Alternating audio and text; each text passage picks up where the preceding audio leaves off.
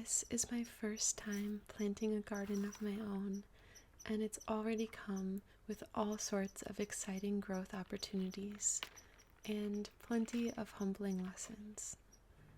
When I was a kid, I used to love gardening with my mom. I still remember the feeling of popping a seedling out of one of those thin plastic nursery cups, the roots held together in a soft rectangular clump. It was so satisfying and so full of life. Ever since then, I've dreamt of growing my own garden, and now, after settling here, that dream is finally becoming real.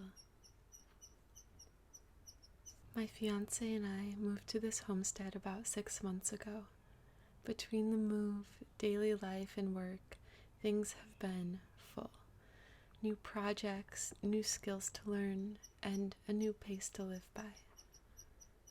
People often imagine country life as slow and idyllic, and yes, in many ways it is, but it's also incredibly full of never-ending projects. There's always something to do. Still, it's a kind of busyness that feels purposeful, grounded, like planting our own food and herbs, learning by doing, and becoming more connected to the land every day. I'd always heard there is a learning curve to gardening, but I didn't really get it. I thought you just plant seeds, water them, and wait. But it turns out there's so much to figure out. Gardening is like a puzzle, one that changes with the weather, the soil, and the needs of each plant. It's less about control and more about relationship, and it feels really good to be learning this way, tuning into the needs of the budding life. Of course, there's already been some disappointments, like the morning I found our thriving zucchini, cucumber, and tomato plants completely dead and wilted after an unexpected frost. Where we live, it's not uncommon to get a frosty day or two, even into late May. It was a hard lesson, but one I won't forget.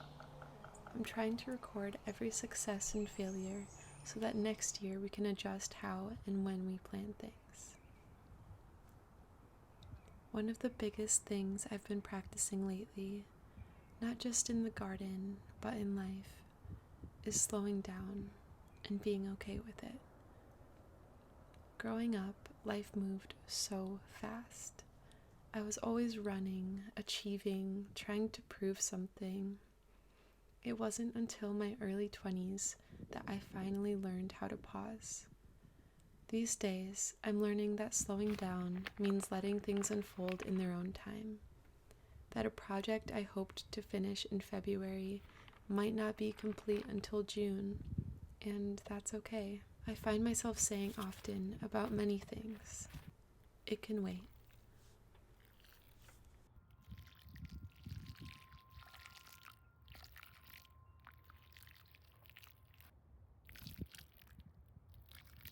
When we found our homestead, we both knew right away that it was exactly what we were looking for and the place we planned to spend the rest of our lives.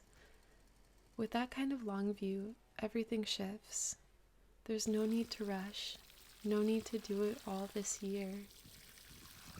Getting settled and feeling rooted for the first time ever is a priority.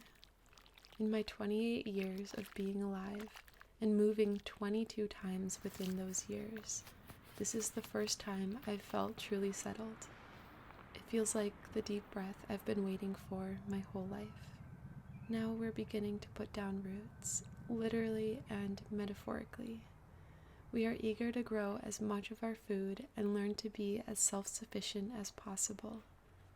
And I'm realizing how tender it is to let this new relationship with the land unfold slowly, to not force it, to listen and observe, to watch, and to allow ourselves to grow into this place just as much as the seeds.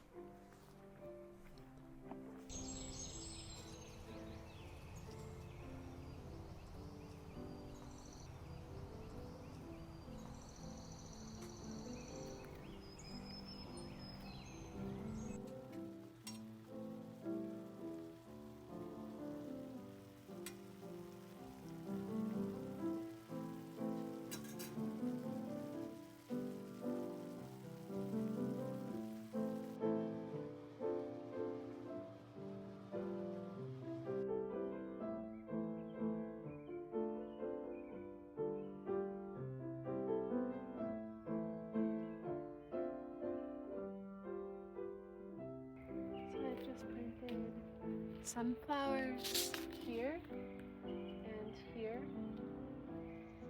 and maybe there. And then I've planted these cosmos here. I don't really know what is best yet because this is my first year gardening, so we'll just have to wait and see, I guess. And yeah, I'm planting the sunflowers back here because there were sunflowers here already, and then I think that it'll provide the most sun for the rest of the flowers that will go in this bed if they're back here and kind of like along that edge and kind of like an L shape. And yeah, I have a lot of other things to plant, so let's see how it goes.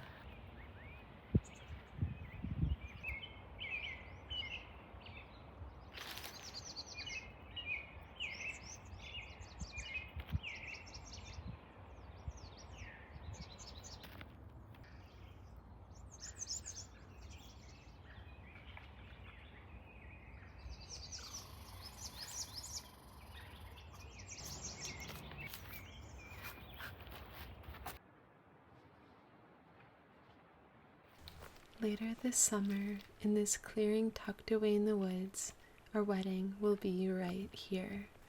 It gets lots of sun and is covered in raspberry bushes.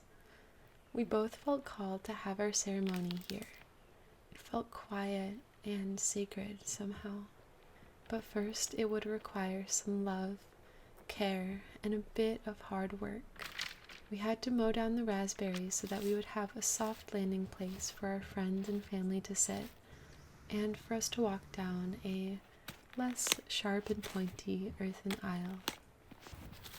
Being an absolute berry fiend, I was a little sad that we were ruining a delicious and fruitful patch. But my fiancé reassured me that they will come back in a year or two, and mowing won't harm them. We envisioned a ring of wildflowers surrounding us and our loved ones as we celebrate our union. So we got to work, raking, hoeing, scattering seeds, and gently tamping them down. Now all we have to do is keep them watered and watch them bloom.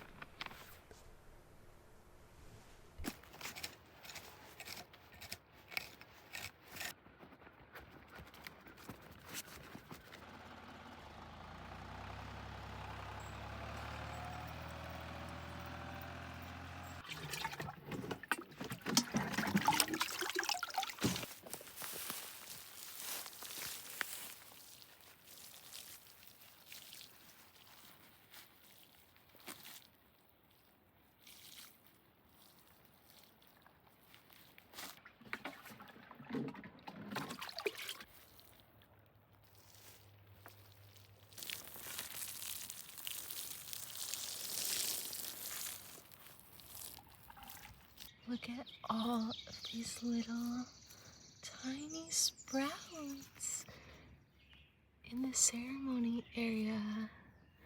My goodness, they're actually coming up.